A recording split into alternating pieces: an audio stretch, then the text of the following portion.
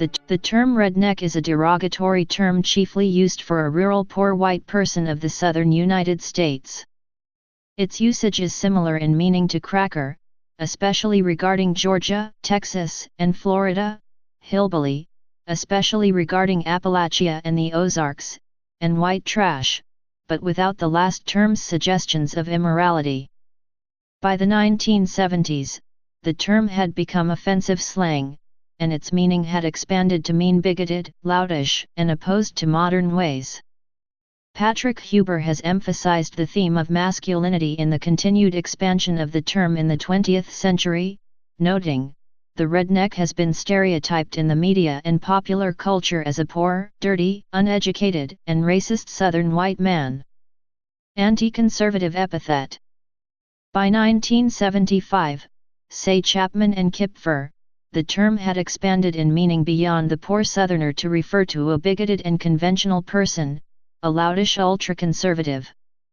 For example, in 1960 John Barlow Martin felt that Senator John F. Kennedy should not enter the Indiana Democratic presidential primary because the state was redneck conservative country. Indiana, he told Kennedy, was a state suspicious of foreign entanglements, conservative in fiscal policy, and with a strong overlay of Southern segregationist sentiment. William Safire says it is often used to attack white Southern conservatives. The term is also used broadly to degrade working class and rural whites that are perceived by urban progressives to be insufficiently liberal. At the same time, some white Southerners have reclaimed the word, using it with pride and defiance as a self-identifier. 19th and early 20th centuries. Political term for poor farmers. The term characterized farmers having a redneck caused by sunburn from hours working in the fields. A citation from 1893 provides a definition as poorer inhabitants of the rural districts, men who work in the field, as a matter of course, generally have their skin stained red and burnt by the sun, and especially is this true of the back of their necks. By 1900, Rednecks was in common use to designate the political factions inside the Democratic Party comprising poor white farmers in the South.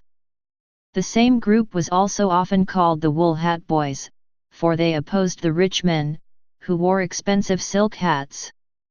A newspaper notice in Mississippi in August 1891 called on rednecks to rally at the polls at the upcoming primary election. Primary on the 25th. And the rednecks will be there. And the yaller heels will be there, also. And the hayseeds and grey dillers, they'll be there, too. And the subordinates and subalterns will be there to rebuke their slanderers and traducers. And the men who pay 10, 20, 30, etc. % on borrowed money will be on hand, and they'll remember it, too. By 1910, the political supporters of the Mississippi Democratic Party politician James K. Vardaman, chiefly poor white farmers, began to describe themselves proudly as rednecks, even to the point of wearing red neckerchiefs to political rallies and picnics.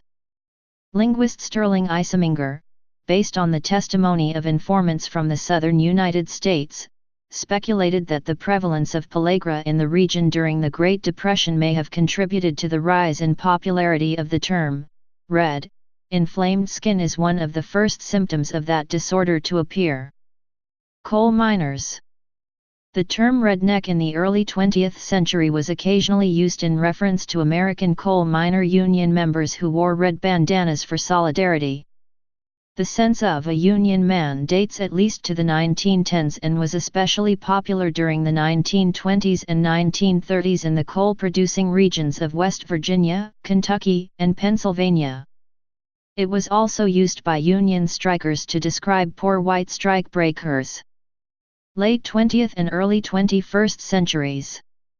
Writers Edward Abbey and Dave Foreman also use redneck as a political call to mobilize poor rural white Southerners. In Defense of the Redneck was a popular essay by Ed Abbey. One popular early Earth First bumper sticker was Rednecks for Wilderness. Murray Bookchin, an urban leftist and social ecologist, objected strongly to Earth First's use of the term as, at the very least, insensitive. But many members of the Southern community have proudly embraced the term as a self-identifier. Popular culture. Johnny Russell was nominated for a Grammy Award in 1973 for his recording of Rednecks, White Sox, and Blue Ribbon Beer, parlaying the common touch into financial and critical success. Further songs referencing rednecks include Rednecks by Randy Newman, Redneck Woman by Gretchen Wilson, Redneck Yacht Club by Craig Morgan, Redneck by Lamb of God, Redneck Crazy by Tyler Farr, and Your Redneck Past by Ben Folds 5. Comedian Jeff Foxworthy's 1993 comedy album You Might Be a Redneck If cajoled listeners to evaluate their own behavior in the context of stereotypical redneck behavior. Redneck is mentioned several times on Texas-based animated sitcom King of the Hill by Hank Hill's antagonistic neighbor Con. Outside the United States. Historical Scottish Covenanter usage. In Scotland in the 1640s, the Covenanters rejected rule by bishops, often signing manifestos using their own blood.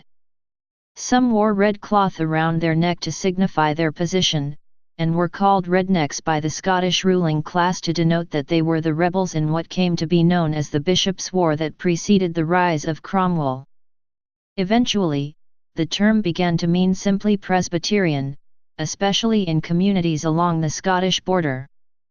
Because of the large number of Scottish immigrants in the pre-revolutionary American South, some historians have suggested that this may be the origin of the term in the United States. Dictionaries document the earliest American citation of the term's use for Presbyterians in 1830, as a name bestowed upon the Presbyterians of Fayetteville. Roman Catholics. In northern England in the 19th and 20th centuries, Roman Catholics were also known as rednecks. South Africa. The exact Afrikaans equivalent, Redneck, is used as a disparaging term for English people and South Africans of English descent, in reference to their supposed naivete as later arrivals in the region in failing to protect themselves from the sun. Please subscribe and thanks for watching.